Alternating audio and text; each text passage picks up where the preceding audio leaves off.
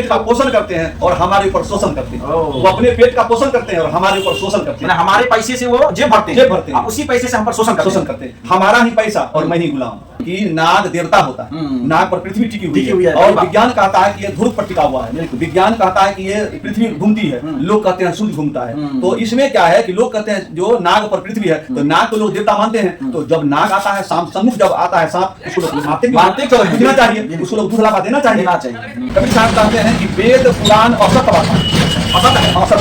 वेद पुराण असत बखाने ये सब पहले लोग बहुत हराने। ये वेद पुराण की बात इतनी है, ये सब पार्टी प्रपंच का बात, पार्टी प्रपंच का बात, बचसवादी का अपने अपने पेट चलाने के लिए अपने अपनी दुकानदारी खोले हुए हैं। पूजा ही लिंग लाज नहीं लागे, पूजा ही लिंग लाज नहीं लागे, नर नारी सब पूजन भागे। वो तो भक्ति के अति हानि, पूजा ही नहीं कुछ ज्ञान निशानी। अज्ञान धर्म नहीं साथा, असभ्य अधर्मी के। ये धर्मावलंबी नहीं है, ये सब सबको करनी है। मतलब साहब कहते हैं कि मतलब पूजा ही लिंग लाज नहीं लागे। नमस्कार, मैं ब्रजमोहन गौतम। आज हमारे बीच संतों के संत कबीर मठ के पुजारी रामविलास साहब जी, जो आए दिन हमारे समाज में, चाहे उत्तर प्रदेश हो या बिहार हो, ये ब्राह्मण समाज के द्वारा जिस पर खास करके जो कथावाचक कौन बनेगा, यहाँ तक कि जो शंकराचार्य हैं और मुक्तेश्वरानंद जो ये बोल रहे हैं कि ब्राह्मण जाति से ही होगा और कथावाचक कोई बन सकता है। तो आज कबीर का कहना क्या है, संत गुरु कबीर किस और प्रकाश डाले हैं, कबीर का पंडित क्या है और सनातन या हिंदू के पंडित क्या है, इस पर जानकारी देना चाहिए। सबसे पहले मेरे चैनल में आपको स्वागत है। क्या कहना है सर कि एक इटावा में घटना हुआ जिसमें एक संत सिंह यादव समाज के थे, वो एक ब्राह्मण समाज में गए गीता कथा गाने। तो वहाँ के ब्राह्मण समाज के लोगों ने उन्हें चोटी काटा, बाल पूरा मोड़ दिया गया और ब्राह्मणी के पैरों में नाक से रगड़वाया गया कि तुम नाक रगड़ो। उसके बाद वो ब्राह्मणी के पेशाबों से उसके शरीर पर शुद्धिकरण किया गया और कहा गया कि तुमने बहुत बड़ा अनर्थ किया है कि ब्राह्मण के यहाँ तुम यादव हो के कथा कहने आए हो। ये धर्मों के नाम पर ये जाति पाति छुआछूत भेदभाव ऊंच ऊंच की भावना जो है वो आज नहीं है, सदियों से चला आ रहा है।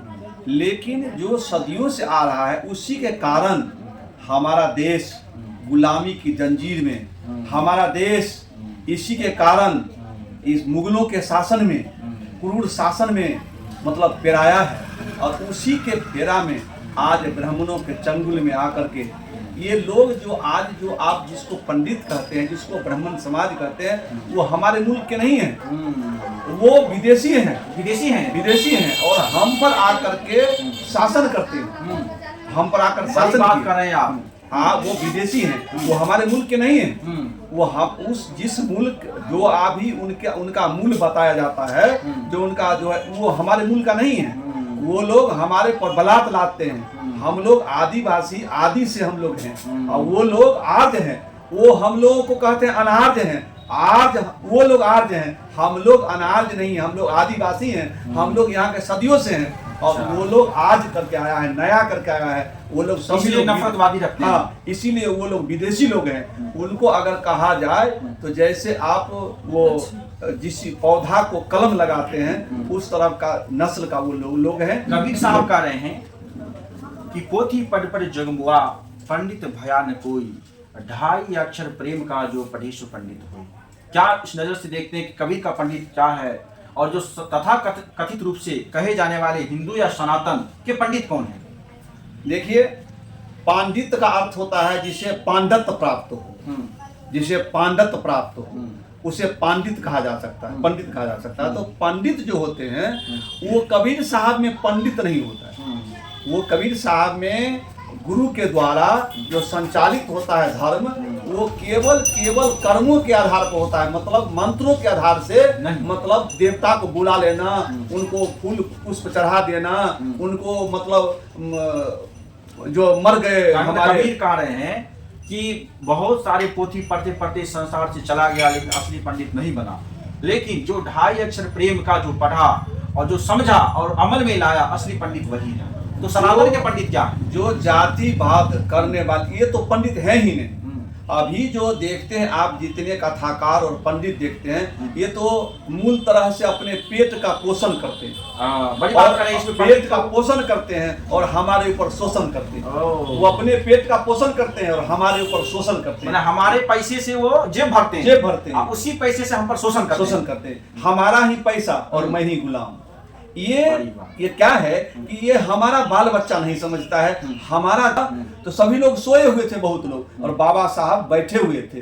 तो लोगों ने आगे कहा कि बाबा साहब आप भी थोड़ा देर आराम कर लीजिए। तो बाबा साहब ने जो कहा, वो अगर आज हमारे समाज में अगर हमारे बच्चों के बीच जाए तो बच्चा आज अगर उस चीज को उठा ले तो उसका जीवन उद्धार हो सकता है। बाबा साहब ने कहा कि जितने लोग जो सोए हुए हैं, इसका बाल बच्चा जागा हुआ है, और हम जो जागे हुए हैं इस कारण से कि हमारा बाल बच्चा सोया हुआ। बड़ी बात है, सोया हुआ है। चलिए इसीलिए तो इसमें एक चीज है कि जैसे ब्राह्मण अपने आप को श्रेष्ठ कहते हैं, जबकि कबीर साहब कहते हैं जो तू ब्राह्मण ब्राह्मणी का जाया, आन बाट काहे नहीं आया।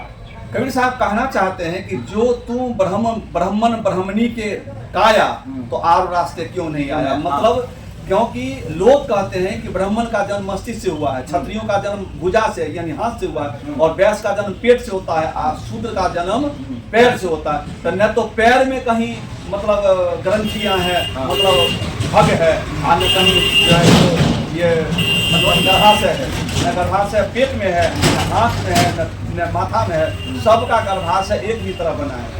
जो ब्राह्मण हो, क्षत्रिय हो, वैश्य हो, इसी तरह से जो आज जैसे पैदा लेते हैं, आप जैसे नर्स के पास, डॉक्टर के पास जाते हैं, जैसे माताओं की बच्चा होती है, वैसे ही सब दिन आदिकाल से होता है। कहने का मतलब ये है कि कबीर साहब कहते हैं कि जो भी जन्म लेते हैं सब एक अंग से जन्म लेते हैं। हाँ, उनका विशेष अंग नहीं है। नहीं, उनके वेद में लिखा हुआ है कि ब्रह्मा के मुंह से जन्म लेने वाला ब्राह्मण, ब्रह्मा के बाम से जन्म लेने वाला क्षत्रिय, और ब्रह्मा के पेट से जन्म लेने वाला शूद्र, और ब्रह्मा के पैरों से जन्म लेने वाला शूद्र।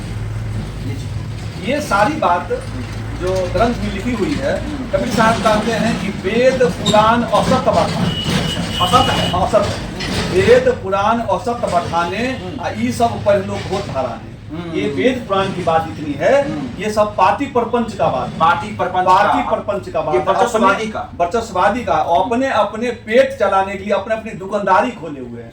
ये अपना अपना उनका दुकान है। और मतलब ये धर्म ग्रंथ जितना है इस प्रकार का दुकान रचा गया, दुकान है, किस प्रकार शासन हुकूमत किया जाएगा। हाँ, ये दुकान है। और दुकान की बात, हमारा जो बच्चा आज जो उसमें फंस रहा है, वो बच्चा आज अगर जग जाए तो जब से जागे तब सवेरा। आज अगर जग जाए तो हमारे पास जो इतनी भ्रांतियां लादी जाती है, जाति प्रपंच, छुआछूत, नीच नूच, ये सभी के सभी खत्म हो जाए। जब लोग हम लोग जब डॉक्टर भीमराव अंबेडकर बाबा साहब की कथनी को क्या कहना चाहेंगे कि अभी बहुत सारे लोग पूजा पाठ और कांवड़ यात्रा में जाएंगे, लेकिन कबीर साहब पाहन यानी कि पत्थर को पत्थर कह रहे हैं। वो कह रहे हैं पाहन पूजे हरि मिले तो मैं पूजू पहाड़, और ताते ये चक्की भाई पी से खाई संसार। तो समाज के लोग को पत्थर के रूप में जो भगवान देख रहे हैं, उसमें क्या कहना है? देखिए, अंधविश्वास है वो, अंधविश्वास है वो। कहीं भगवान की चर्चा है ही नहीं। भगवान अगर रहते इतने लाखों करोड़ों लोग जा रहे हैं कांवड़ यात्रा। हाँ, भगवान अगर रहते तो मैं कहता हूँ कि प्रत्येक घरों में आप देखिएगा एक भगवान का निर्माण किया जाता है, जिसको लोग गोसाई बाबा बोलते हैं बिहार में। और वहाँ जाकर के लोग कहा जाता है कि कबीरपंथी लोग देवता को नहीं मानते। मैं पूछता हूँ कि हम लोग जिस देवता को मानते हैं, जिस गुरु में मानते हैं, जिस परमात्मा को परख में मानते हैं, उसको हम किसी काम को उसके ऊपर उनके ऊपर रख देते हैं कि आप थोड़ा इसको देखते रहिएगा, तो हमारा जो परमात्मा जैसे ये कहना मतलब है कि जैसे कबीर साहब उसको पत्थर कह रहे हैं, जबकि जो सनातनी है चाहे जो भी आस्था मानने वाले लोग हैं, उसे भगवान मान के एकदम जाके जल चढ़ाते हैं, मार होता है, लूट होता है, कितने लोग कमाई का बाजार होता है। ये सब जो है ना, ये धर्मावलंबियों का दुकान है, और अपने अपने दुकानों का ठेकेदार है, जो लोग ठेकेदारी करते हैं। तो कबीर साहब कहते हैं कि जियत पिता से दंगम दंगा, मुए पिता पहुंचाबे गंगा। जियत पिता के पूछे ने बाता, मरल पिता के दूधा भाता। और जियत पिता से लठम लठिया, मरल पिता के तोषक तकिया। बड़ी बात कर रहे हैं। आज जो अभी जो कबीर का जो समाज है, अभी अगर जग जाए तो पूजा ये पाठ की जरूरत नहीं, कर्म की जरूरत है। आप जैसा कर्म करोगे वैसा आपका फल मिलेगा। ये प्रकृति प्रदत्त नियम में कोई संचालित करने वाला नहीं। सदियों से ये प्रकृति बना है, प्रकृति बना है और उसको संचालित करने वाला कोई नहीं है, खुद आप हो। इसका संचालन करने वाला मानव है। मानव इसको जिस दिशा में ले जाए उस दिशा में दुनिया जाता है। कबीर साहब एक लास्ट में कबीर साहब कह रहे हैं, माटी का एक नाग बना के पूजे लोग लुगाया, जिंदा नाग जब घर से निकले ले लाठी लुगाया। तो अभी लोग नाग पंचमी के दिन, अब लोग नाग पंचमी आने वाले हैं, अब आएगा। हाँ, तो बड़े बड़े सांप लेके घूमेंगे, लेकिन असली नाग अगर निकल जाए तो कबीर साहब कहते हैं उसको लाठी लेकर मारने लोग दौड़ जाते हैं। इसको किसने मतलब ये कथनी और करनी में होना चाहिए जो मिलान, वो नहीं है। जीवन में लोग समझते हैं, कथा कथित बातों को लाते हैं कि नाग देवता होता है, नाग पर पृथ्वी टिकी हुई है और विज्ञान कहता है कि ये ध्रुव पर टिका हुआ है। विज्ञान कहता है कि ये पृथ्वी घूमती है, लोग कहते हैं सूर्य घूमता है।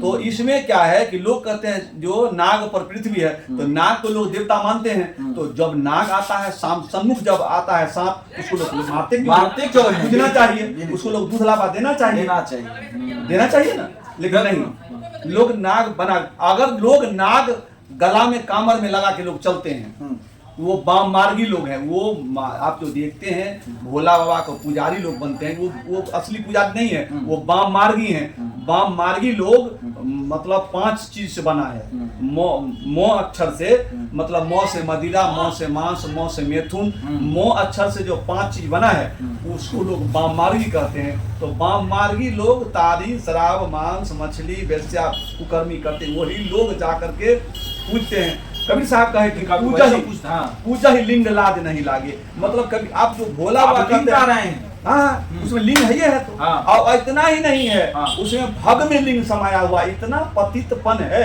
कि भग में लिंग घुसा करके स्थापित होता है। भग में लिंग घुसा करके कबीर साहब कहते हैं कि पूजा ही लिंग लाज नहीं लागे, पूजा ही लिंग लाज नहीं लागे, नर नारी सब पूजन भागे, होत भक्ति के अति हानि, औजा ही नहीं कुछ ज्ञान निशानी, अज्ञान धर्म नहीं साथा, सभे अधर्मी थे।